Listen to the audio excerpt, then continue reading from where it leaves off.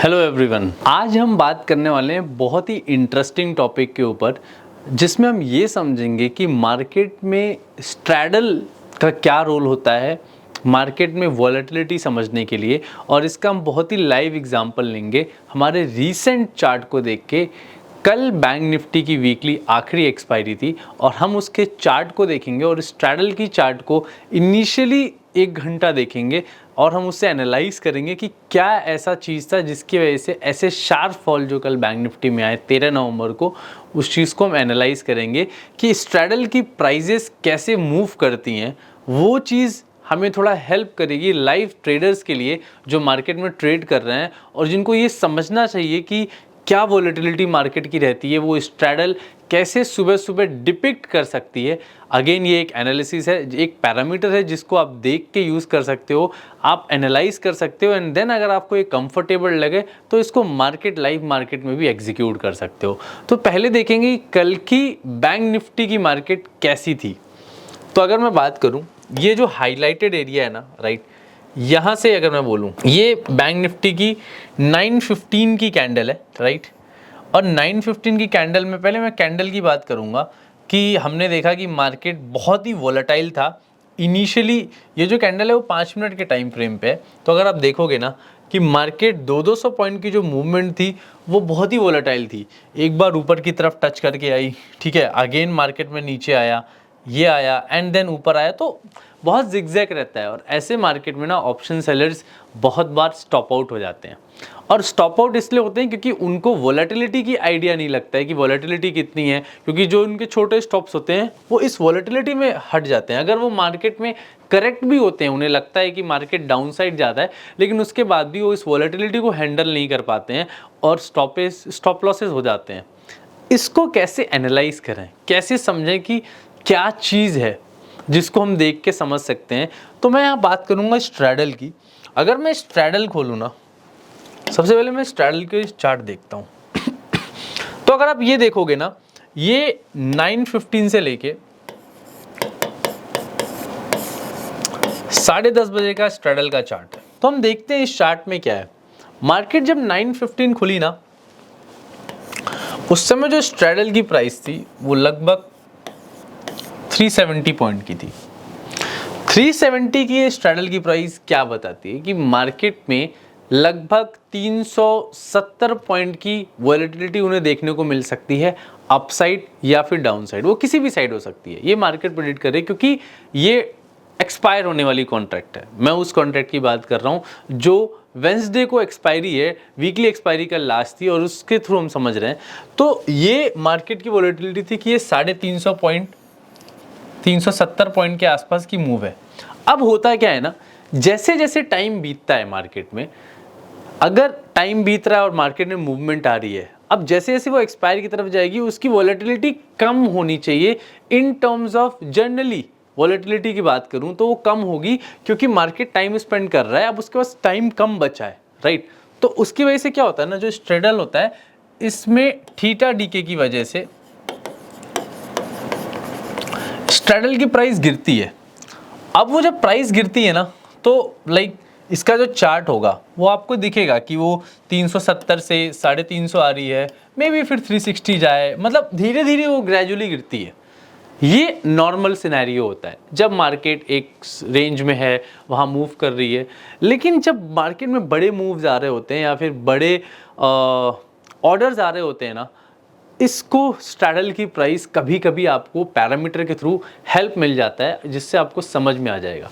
अब यहाँ हम एक चीज़ देखते हैं, मार्केट खुला 370 की स्ट्रैडल थी, 9:20 के आसपास स्ट्रैडल की प्राइस 440 चली गई। 9:20 के आसपास मार्केट में देखें तो स्ट्रैडल 440 चली गई। अगेन वहाँ से मार्केट नीचे आई और टाइम स्पेंड हुआ 350 के पास आई एंड उसके बाद अगेन वापस से 406 चली गई। 406 फिर से शार्प फॉल आया और उस शार्प फॉल के बाद अगर हम देखें ना, 10:20 पे वापस से जो प्राइस थी वो लगभग 406 रुपये थी और 10:30 बजे मैं और बोलूँ भी जो प्राइस थी ना वो लगभग 410 पॉइंट की थी। क्या समझ में आ रहा है इससे हमें ये समझ में आ रहा है कि मार्केट खुले हमें लगभग 1.25 घंटा हो चुका है, 1 घंटा 15 मिनट, लेकिन मार्केट में जो वॉलेटिलिटी की वैल्यू है ना, जो पैरामीटर स्ट्रैडल बता रहा है ना, वो चेंज नहीं हो रही बल्कि वो बढ़ गई। पहले जो प्राइस था वो 370 के आसपास था, जो कि बढ़ के अब हो गई है 410 के आसपास। मतलब मार्केट को जो उसने ओपनिंग पे वॉलेटिलिटी प्रेडिक्ट की थी, अब उससे भी ऊपर वॉलेटिलिटी जा चुकी है। ऐसे सिनेरियोस क्या बताते हैं कि टाइम डीके, यानी कि थीटा, टाइम जा रहा है लेकिन थीटा डीके की वजह से भी, वॉल जो होता है ना, वॉल एक्सपेंशन की वजह से भी ये जो प्रीमियम है ना, उसकी वैल्यू गिर नहीं रही है बल्कि बढ़ गई है। अगर मैं इसी चीज को पूरे डे की बात करूं ना, तो ये आप ऑब्जर्व कर सकते हो। नॉर्मल सिनेरियो में क्या होता कि अगर ये 370 की चीज है ना, 10:30 बजने के बाद हो सकता है ये 310 रुपये आ जाती, 270 रुपये आ जाती। तो इसका मतलब क्या है, टाइम भी जा रहा है and that is a normal behaviour in which we can say कि मार्केट में टाइम जा रहा है, एक्सपायरी होने वाली है, एंड ऑप्शन सेलर्स बहुत ही कंफर्टेबली बैठ जाते हैं। लेकिन जब ऐसे सिनेरियोज होते हैं ना, जब 410 पहुंच गई उसकी वैल्यू, इस केस में अगर आप राइट डायरेक्शन में भी हो, अगर आपको लगता है कि मार्केट नीचे की तरफ जा रही है, मैं कॉल सेल करके बैठ जाता हूं, है ना। अगर आप कॉल सेल करके बैठ गए, अब वॉलेटिलिटी में अगर आप 30 पॉइंट, 40 पॉइंट, 50 पॉइंट के लिए एसएल के साथ भी बैठे हुए हो ना, जब स्ट्रैडल की नेट प्रीमियम बढ़ रही है, मतलब वो अभी भी डायरेक्शन वाइज किधर भी जा सकता है। तो हल्के से मूवमेंट भी अगर बैंक निफ्टी के चार्ट में आ रहा है ना, इसकी जो प्राइसिंग है वो बहुत तेजी से बढ़ेगी। तो ये बता रहा है, और मैं आपको बताता हूँ 10:30 नहीं, मार्केट 11, 12, 1 बजे तक भी ना, जो स्ट्रैडल की प्राइस थी ना, वो लगभग 300 रुपए की थी। 300 से 350 मूव कर रही थी। 2 बजे के बाद भी स्ट्रैडल की जो प्राइस थी ना, वो लगभग 270 थी। और सबसे बड़ी बात, जब मार्केट में कंटिन्यूअस फॉल आ रहा था, वो हम देखेंगे चार्ट में जब हम देखेंगे मार्केट में टाइम स्पेंड, आधे घंटे बीत गए, लेकिन जो स्ट्रैडल था ना, हाँ, लेकिन जो मार्केट में आधे घंटे बीत गए, लेकिन जो स्ट्रैडल था ना, उसकी वैल्यू 250 की 250 ही रह रही थी और फॉल आए जा रहा था। मतलब क्या हो रहा है, मतलब एक फॉल आया 200 पॉइंट का, वहां पे भी मार्केट प्रेडिक्ट कर रही है कि अभी भी 200-250 पॉइंट की वॉलेटिलिटी है, वो ऊपर की साइड है नीचे की साइड, मतलब वो लेवल नहीं है जहां पे मार्केट रुकने के लिए तैयार है अभी। तो ये बताता है कि मार्केट में वॉलेटिलिटी बढ़ी है, यानी कि मूव जो आएंगे ना, वो बड़े आ सकते हैं। ये चीजें हमें स्ट्रैडल की प्राइस बताती है। अब मैं इसको मार्केट में जाके बैंक निफ्टी की चार्ट दिखाता हूं आपको, वहां आपको इसका एक्चुअल आइडिया लगेगा कि किस तरीके की मैं बात कर रहा हूं। अगर हम देखें ना कि ये जो लेवल है इस टाइम, यानी कि मैं बोलूं अगर ये टाइम पे, ये है 1:30 बजे तक, ये टाइम मैं बोलूं अगर 11 बजे से लेके 1:30 बजे तक ना, मार्केट साइडवेज रहा, राइट। इस फॉल के बाद, राइट, अगर मैं बोलूं यहाँ पे स्ट्रैडल की प्राइस 410 चली गई, क्योंकि वॉलेटिलिटी इतनी थी, और उस वॉलेटिलिटी में इसने लगभग फॉल दिया, अच्छा खासा फॉल दिया इसने, और ये फॉल जो था ना, वो लगभग 400 से 500 पॉइंट का था। और अगेन जो स्ट्रैडल की प्राइस बता रही है, वो जरूरी नहीं कि सिर्फ उतना ही हो, एक एस्टिमेटेड है, उससे ज्यादा भी हो सकता है। और 410 के आसपास का जो दिखा रहा था, लगभग 500 पॉइंट का फॉल आया, वहां पे मार्केट ने कंसोलिडेशन की। और अगर मैं 1:30 बजे की भी बात करूं ना, तो स्ट्रैडल 270 से लेके 320 के बीच में घूम रहा था। तो इसका मतलब क्या है कि मार्केट में अभी भी 320 पॉइंट की वॉलेटिलिटी वो एक्सपेक्ट कर रहा था, या उससे ज्यादा भी हो सकता है। और आप देख सकते हो ये मार्केट में फॉल आया।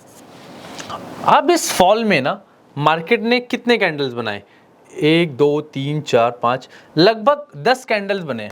10 कैंडल मतलब 50 मिनट। अगर मैं हर 5-5 मिनट की भी बात करूं ना, स्ट्रैडल की प्राइस कांस्टेंट थी, मतलब वो गिर ही नहीं रही थी। यानी कि अगर मैं बोलूं यहां से गिर रहा था छोटा मोटा 10 पॉइंट 20 पॉइंट, और वो बढ़ भी रही थी, बढ़ रही थी, घट रही थी, क्योंकि वो वॉलेटिलिटी है, वो बढ़ती घट रही रही थी। तो इस केस में क्या हो रहा था ना कि 250 का अगर मैं एक मोटा मोटी एक वैल्यू लूं, तो 250, 220 यहां तक वो वैल्यू कांस्टेंट रही, वो वैल्यू गिरी नहीं। और आप देख सकते हो कि वो फॉल आता रहा। इस लेवल पे भी जब मार्केट ने नीचे 50,000, यानी मैं बोलूं 49,900 का लेवल पे टच किया ना, उस पॉइंट पे भी जो स्ट्रैडल की प्राइस थी वो 170 थी, 170, मतलब वहां पे भी वो सस्टेन नहीं करने वाली है। और आप देख सकते हो कि एंड में भी ना मार्केट में एक शार्प अपसाइड मूव आया और स्ट्रैडल की प्राइस 170 से धीरे धीरे अगेन, जब मार्केट बहुत कम टाइम हुआ, 5-10 मिनट बचते हैं या फिर एवरेजिंग के, उस टाइम पे स्ट्रैडल की वैल्यू डीके हुई। तो इस तरह के जब मार्केट होना, इससे सिनेरियोज हो, आप स्ट्रैडल की पैरामीटर देख के आप आइडिया लगा सकते हो कि किस तरह की वॉलेटिलिटी रहने वाली है। अगर ये देखने को मिल रहा है कि डे ओपनिंग की जो स्ट्रैडल प्राइस है ना, मार्केट वहां अगर 1 से 1.5 घंटे रहेगी, उसके बाद भी वहां या उसके अराउंड है या उससे ज़्यादा हो गई, दैट मीन्स मार्केट में कोई बड़ा मूव आने वाला है, ये कहीं ना कहीं सर्टेन कर देती है। और ये चीज़ आप खुद भी नोटिस कर सकते हो, एक्सपीरियंस कर सकते हो, इसको आप सिमुलेटेड वे में ट्रेड करके या इसको एनालाइज करके, और तब उसके बाद आप इसको लाइव मार्केट में भी अगर आपको एनालिसिस के लिए हेल्प करना है तो ले सकते हो। अगेन ये एक पैरामीटर है, एक टूल है, जिसको एक इंडिकेटर बोल सकते हैं। ये हमारा ऑब्जर्वेशन के हिसाब से इंडिकेटर होता है और हमने वॉलेटिलिटी को लगभग जज कर लेते हैं कि क्या वॉलेटिलिटी देखने को मिल सकती है हमें। वो किसी भी साइड हो सकती है, आप डेटा देख रहे हो, डेटा हो सकता है आपको सेलिंग का दिख रहा हो सकता है, तो ये एक पैरामीटर ऐड ऑन कर सकता है कि कितने बड़े मूव आ सकते हैं। अब स्ट्रैडल की जो प्राइसिंग होती है, हर वीकली एक्सपायरी के दिन जो थी वो अलग अलग होती है। कभी ये 370 है, कभी 410 है, कभी 450 है, कभी 10 बजे ही वो 200 की हो जाती है। तो ये जो चीज़ है ना, वो बताती है कि मार्केट में वॉलेटिलिटी कैसे रह सकती है। तो अगर ये एक्सप्लेनेशन आपको समझ में आया और आपको लगता है कि इससे हेल्प मिलेगी, आपकी अंडरस्टैंडिंग बढ़ेगी मार्केट में वॉलेटिलिटी समझने के लिए, तो इस वीडियो को लाइक करें, ज़्यादा से ज़्यादा लोगों में शेयर करें और इस चैनल को सब्सक्राइब करें। अगर आपके पास डीमैट अकाउंट नहीं है तो लिंक आपको डिस्क्रिप्शन बॉक्स में मिल जाएगा, वहाँ पे जाके आप अपना डीमैट अकाउंट ओपन कर सकते हैं और अपने ट्रेडिंग और इन्वेस्टमेंट जर्नी की शुरुआत कर सकते हैं। मिलते हैं अगले वीडियो में, तब तक के लिए कीप वॉचिंग।